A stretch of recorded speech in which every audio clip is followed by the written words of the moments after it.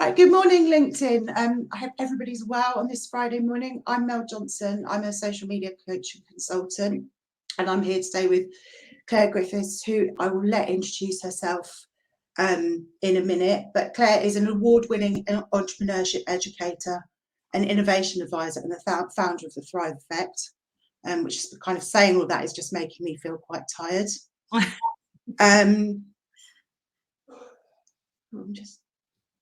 We should be, yeah, okay. Sorry, everybody, I was just checking that we were live because sometimes there's a bit of a delay and I have been booted out before. But we're here today to talk to you about how to innovate in your business and get your ideas out there, because I think a lot of us all have brilliant ideas sometimes and we never really do anything with them. It's very much a subject that Clare's an expert in, and it's also one that when people come to me to talk about their marketing or their social media or launching a new product, I kind of think, have you done the background work? So Clare, do you want to introduce yourself and tell us a little bit about who you are and what you do? Yeah, thanks, Mel. So as Mel said, my name's Clare Griffiths and I have two hats.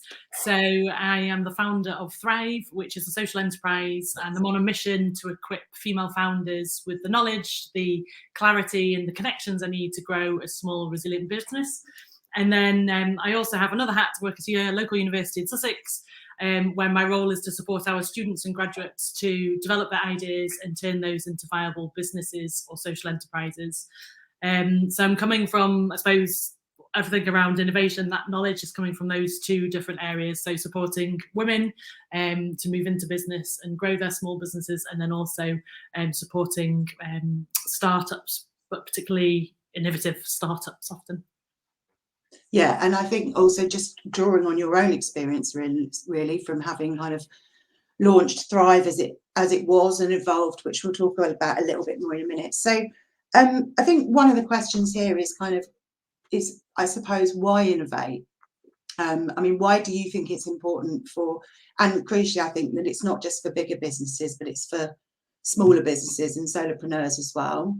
Yeah, no, you're definitely right. I think there's often a lot of misunderstanding around innovation because of all the regional programs or the national support programs you have. People think it's for big business, that it's about product development or it's about tech development, or and you need a research and development team. But actually, innovation is relevant to every business of every size, whatever industry. And the reason why it's important is it can help you develop new products, new services. It can help you boost your competitive edge, because you're able to then differentiate with these new products and services. It can help you be more efficient, which is really important if you're a solopreneur. And it can help you just like also diversify revenue streams as well, so it can boost your profitability. Obviously, the innovation has to be a success, but it could be having financial benefits and impact, or it could be having some kind of internal impact in terms of efficiency.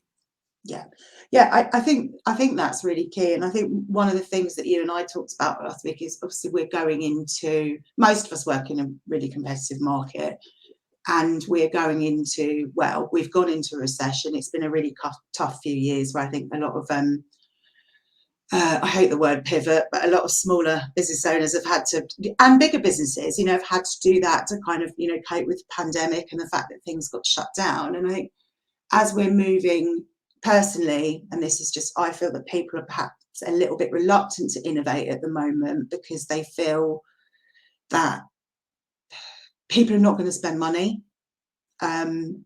or that it's too much of a risk or anything. And I actually think innovation is probably really important at that time. Is that something you agree with? And I would. I think I agree that it is a tricky time, isn't it, to innovate, because you're thinking how much spending power do people have? But if you look back at the pandemic and how it affected some of the smaller businesses, and particularly like solopreneurs, which are the people that I am supporting in my professional roles, I think so many things went wrong, didn't it, with the economy, and so many businesses shut. And then some people realised how reliant they were on maybe one or two clients, and they thought, if I had diversified my revenue streams, then I might be in a more resilient position. And so I think that's, yes, we are in a recession now, and it's not going to be it's not going to be great, is it, in the next 2 years economically? But I think now's a chance for people to just think about, okay, explore their ideas. What could they potentially innovate? What could have a good impact? Or what's like maybe slower, lower impact, but enables you to just grow a revenue stream over time. Yeah, I think now is a good time to just kind of take a step back and just think, okay, what could you implement to become more resilient, bearing in mind we're in this economic environment which isn't very supportive of sport. Yeah, and I think that's around really what does give you that competitive edge. I mean, obviously we're talking about people being reluctant to buy, which is a subject for another day, but I know more than 80% of our purchase decisions are based on emotion. So that really, I think it is a case of taking her back. And I think when we're talking about innovation, one of the things I really wanted to highlight is that everything we're going to be talking about in the next 20 minutes is still valid, even if your innovation is something as simple as launching a new lead magnet or a downloadable guide, because one of your goals is to get more people onto your mailing list or hits your website, for example.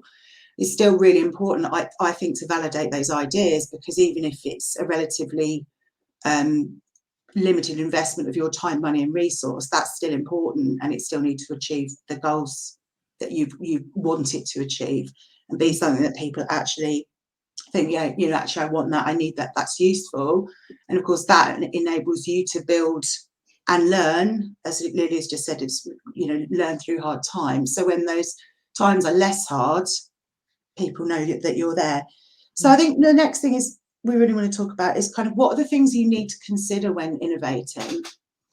I think first of all, it's good to think about what your overall business goals are. So and what you're wanting to achieve with your particular innovation. So is it that you're wanting to develop new revenue streams, so the financial goals attached to that, or it could be thinking, okay, my time's limited, worked on my time management, but I'm need to be more efficient with the processes within my business. So in that sense, you could think about your time management goals, or it could be around marketing. So are you wanting to grow your audience, or pursue new like customer segments within the market within which you operate? So it's thinking about which goals do you want to be strategically for your business, which goals are you wanting to work towards, and then from there you could then think, okay, what can if financial goals is what I want to be working towards, what can I do in terms of increasing and developing these new revenue streams?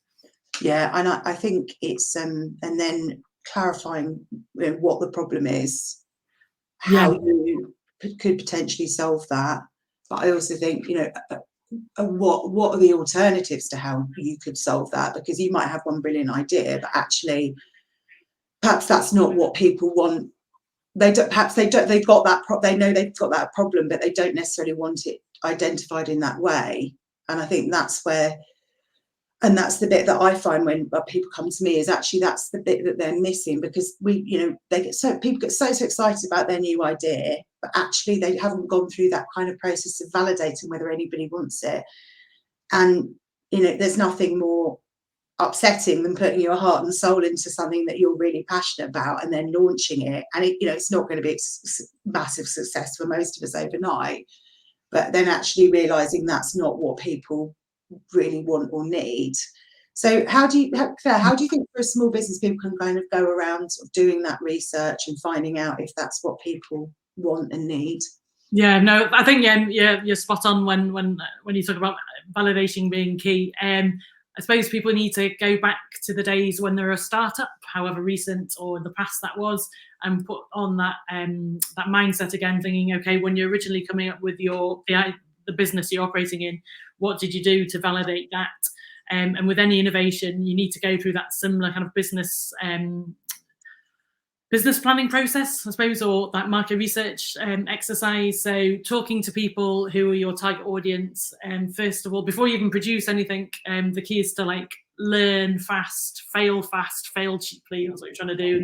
So in terms of validation, so it's reaching out to relevant stakeholders, talking to your current customers, what their challenges are, what their needs are, what solutions then could you potentially come up with. It's getting an idea of your customers, it's getting information as well from stakeholders, depending what industry and the relevant stakeholders that impact on your business in some way, so people can give you a really good viewpoint in terms of whether they think it would be good for the industry or something that's needed. And then I think it's also important to talk to people who are completely disconnected from your industry. So other people that are like really commercially astute, really commercially aware, but who can give you maybe that entrepreneurial perspective that you won't necessarily get from people who are close to you or working within your industry. I think it's also good to look to see what's happening in other industries, also abroad, like what's happening within your similar business or area, which is working well there, which you could think actually this is something which could be tested out here. So I always say, a good idea isn't necessarily a good business idea. So that's what I say to our startups in particular. So the key is, like you say, knowing who your customers are for your future innovation. If it is something, if it's not something internal, obviously, talking to your customers, really getting to understand their needs and wants, and then making sure you fit. And that's very much what product designers follow in terms of their design thinking process. They very much, first of all, identify the problem, really deeply understand what the problem is of their target audience, and then it's only then that they start like ideating, coming up with new ideas, and then building, testing those out, prototyping, and then learning from that, the impact of those from their target audience. Yeah, I think that's so important, and I think there's lots of ways that you can find out. Particularly nowadays, there are a lot of, we've got so many different forms of communication that things like, if you've got an existing audience already, obviously talk to other people, but I think surveys or questions you've been asked or things that people have said to you, perhaps at a networking event or something that, that they're struggling with, that big, which is a big piece of what I talk to people about when we're talking about marketing, is that kind of social listening, is what do people actually want and need, and what could you offer to potentially solve that problem that might be different to something that's out there, or might just be that you deliver that in a really different way. Yeah. Cool. Okay, so we've gone. So I'm just having a look at my notes. So we've kind of talked about ideation, and then you get onto that kind of development thing. I think one of the points that both of us wanted to make is that if you're a small business or a solopreneur, and even a big business, these things are probably going to take you a lot longer than you think, from that kind of validation and ideation stage right through to actually getting that to launch. Because as you said, Clare, it's kind of like running another business, and particularly if you're self-funded or you've not got funding to cover the entire project and get a team of people to work on that, I think it's just being mindful and not to feel, I speak to so many people and they're like, oh, it's just taken me so much longer than I thought it was going to be. And I think they find it really disheartening. So I just kind of wanted to make that time clear, that I think sometimes we need to be really, really realistic about what our time frame might be. Yeah, no, definitely. I'm always talking to people saying everything takes twice as long, at least, than what you anticipated. To take. In terms of solopreneurs, and I know us all having like really kind of finite time on our hands, one thing that I've done personally and recommend other people do is, if they are wanting to explore innovation within the area, whether it's like new products and services, processes, collaborating with other people, using more tech, whatever it is, wherever they're wanting to innovate, the key is to put aside just every so often just a couple of a couple of hours every week or two, just where you just dedicate that specifically to working on your business, like we always say, but like particularly on like innovation, thinking, okay, what could I be developing? What's not working within my business? What could I improve? Because often people think innovation's got to be something completely new, but it's one type of innovation, which is like the most popular among small businesses, is that incremental innovation, which is all about making improvements step by step, to maybe improve the efficiency, or to maybe improve a product, or more development. Yeah, I think that's a really key point. I think we kind of view innovation as being quite a big thing, but actually it can be something as simple as, refining your marketing, or actually my payment process is really clunky, like how do we fix that? I think particularly if you're at the tipping point where perhaps you need to take on staff or outsource some of your work, then that's going to be something that you're going to need to look at. And I think that can also be kind of considered an innovation, which is probably easier in terms of ideation, because see, there's lots, it's quite easy to kind of replicate things that other people are doing as well. So, and I think the testing and refining thing is really key. I know from my own experience and working with other people that, quite often when it comes down to implementation and marketing, that people don't realise like how difficult it is to launch a new product, and so quite often their expectation of what they can sell in a certain period of time is perhaps like quite inflated, because they don't know the average percentages and all of those different kind of things. And I think that can feel really disheartening. But I think what you actually have to do then is look back at what did you learn in that process, what needs refining, and actually did it generate interest in other areas of your business? Yeah, and depending what you're developing, if you're developing something which is for your clients or for new segments of your clientele, I think if you can be, in terms of that testing and refining, if you can produce some form of a prototype, whatever that shape that takes, which you share to get your feedback, then you can then use all that data, all that insight to then to just improve things before you actually produce the final product. So it's something I did, the latest innovation I've put together, as you know, for Thrive, and my creative thinking prompt cards, so creative thinking in business prompt cards. And even before I got them printed, I was sharing them with close supporters, relevant stakeholders, and also really diverse mix of people as well, to get their perspective and how they could be used, even like different industries and what have you. And that was really helpful, just all those conversations before actually printed the final thing, and then the feedback I got from that. Oh, we considered categories, have we considered this, we considered that, and that all those conversations were really valuable. So I definitely recommend people during that refining stage, really concentrate on not being afraid to talk about that idea. Yeah, I think not being afraid to talk about your idea is really key, because actually we all have 101 ideas.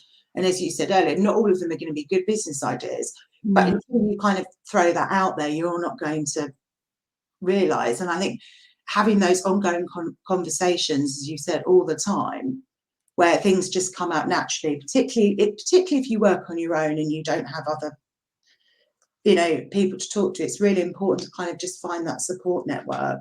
And keep those conversations going, because actually sometimes it helps other people with ideas in their business as well, which I know is something that's really important to both. So I think what we want to talk about really as next is so you've had this brilliant idea, you've gone through that process of producing it, creating it, whatever it might be, and now you've got to the point where actually you've tested it and you need to do a proper launch. And I have things that I've developed that sit in my box because I haven't had the time, whatever it might be, time and inflation. I think we all do that. So I think it's really, it's that kind of marketing piece. So how do you get from that being something that sits on your website, or if it's a physical product, sits on a storage unit, whatever, to actually getting that product out there and kind of getting it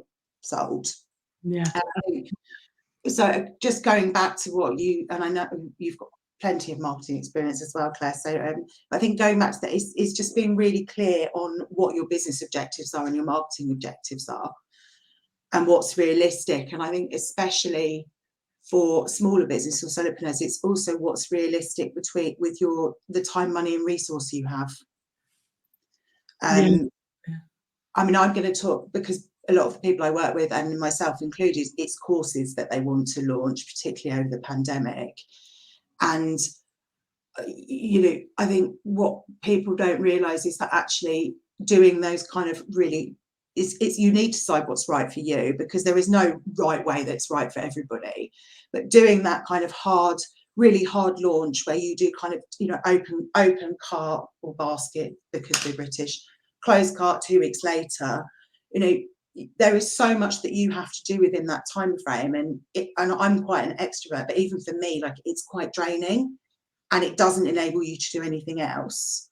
So I think firstly, it's being really clear around whether you want to launch your product in that way, or whether it's something like the cards that you've got, where it's something that sits in the background and eventually over time gives you additional revenue, but it's not something that is such a huge focus that you need to do that hard launch. Yeah, I think it depends on what the exactly what the innovation is. If it's something customer facing, I think people really, like we were saying before, shouldn't underestimate the amount of time it takes to then market that product and communicate it, because it might be that what you've offered or developed, isn't for your current customer base. So in a sense, you're going to have to create a marketing plan from scratch to reach that new audience. So like we were saying in the beginning, like innovation is a big beast. But then that also goes down to what you choose to innovate as well. Like you're saying, like with the cards, for example, I know they're ageless and specifically designed them so people could use them. I could use them in workshops. I could use them in 2 years' time, and they're still relevant. So I think be mindful when you're coming up with your idea in the first place. Is it something that can stay, or is it something that's out to date soon?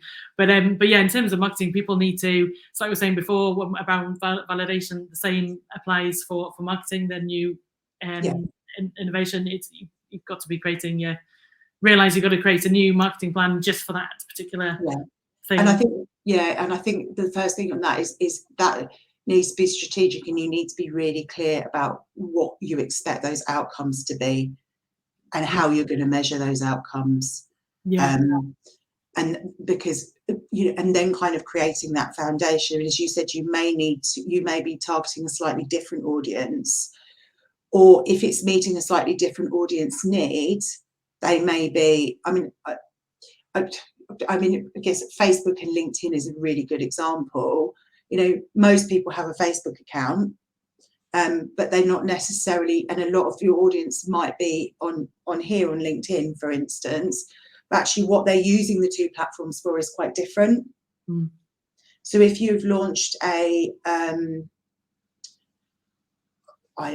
new sex toy or something, for example, your audience that are on LinkedIn might use those products, but it's probably not going to be the right place for you to be marketing those. So I think it's being really clear about what those channels are going to be, not just on social media, but actually if you've got something that's quite a high value and it's going to take, and people need to do some work themselves. It's not going to solve their problem. It's going to solve their problem, but they're going to need to put some effort in, some money. And this happens with a lot of, when I speak to a lot of coaches, they're kind of like, it took me like 2 years to be really busy. But because it's taken you've got to plant that seed and kind of build that know, like, trust. So it's really thinking about what's a realistic time frame, which you're not going to know, and then what are the channels going to be, and what's my kind of key messaging. Just being really clear about that transformation, definitely, and that problem you're solving, and who it's for. I think people also need to be aware that you'll know this as an expert. People need to be aware that when, let's say, if you do create a product, the marketing around marketing a product is different from your marketing maybe for your service-based business. So people often, like, what I've been doing is like learning as I go in terms of what's needed for developing a new product. I think something people could consider though as well, if they're worried about like the time and the marketing challenges, is exploring ideas where maybe it could be that if they're wanting to reach out to new audiences, then maybe they consider collaborative work, or they and they choose to partner with people on a particular project, and that's an innovation in itself, because you're creating your people and partnerships, and you're reaching a wider audience, but maybe in a less overwhelming way.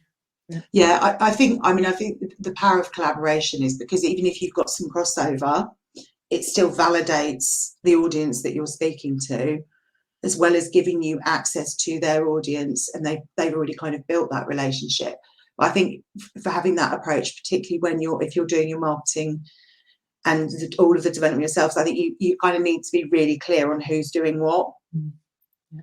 Because otherwise, I hear this quite often, oh, well, it wasn't a priority for them. And then I think that's not going to help your innovation, but it's also probably going to make the relationship that you have with them quite difficult. But yeah, I think just with I just think, go through these kind of progress. So, just to summarize, I think, understand what the challenge is and whether it fits with your business goals. Research whether people actually want that. Think about what the different things should be. Go through the development and test and refine and review, as Vipin's chipped in and said. And then when you get to the point where you can launch that to market, just be really clear about not what exactly it is you're launching, but how you're going to do that, what the channels will be, and the time, money, and resource you've got to commit to it. Yeah, no, but you've nailed it. Yeah. Thanks. I'm not normally that succinct, as you know. Well, I don't know if anybody's got this. I know there's quite a few people watching, so I don't know if anybody's got any questions or comments that they want to add. There's always a little bit of a delay on here compared to on the LinkedIn, so we're just waiting. But Claire and I are very happy to kind of answer any questions if anyone wants to reach out.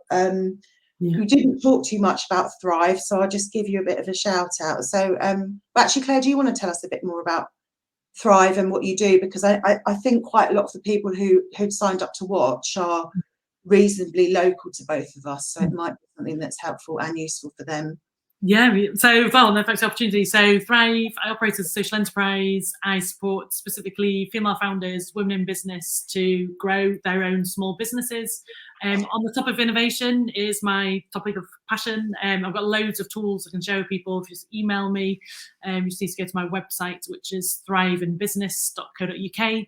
And also host quite a few events. So I've got some events coming up online. I've got a workshop next week online. The week after, I've innovated, partnered up with a female entrepreneur in northern France, and she's bringing her French female founders together with the Thrive British female founders community, and we've got a series of talks and some networking. So if you want to network with some French female founders, there's a translator. You don't need to. I was going to say, are you doing the translation, or have you got something? Yeah, so basically learning opportunities, networking opportunities, and then at the end of the month, I've got an event where I use my cards. So here they are, my creative thinking in business prompt cards, so that I use them as conversation starters at an event that I host. So yeah, if people follow me on Instagram or go to my website, they'll be able to find out more information. Cool. Well, thank you very much for joining me this morning. I know I've been plugging away for you to come on all year, so you finally got there. But thanks everybody for watching, and enjoy your Friday. Thank you. Thank you. Thanks, Lulu.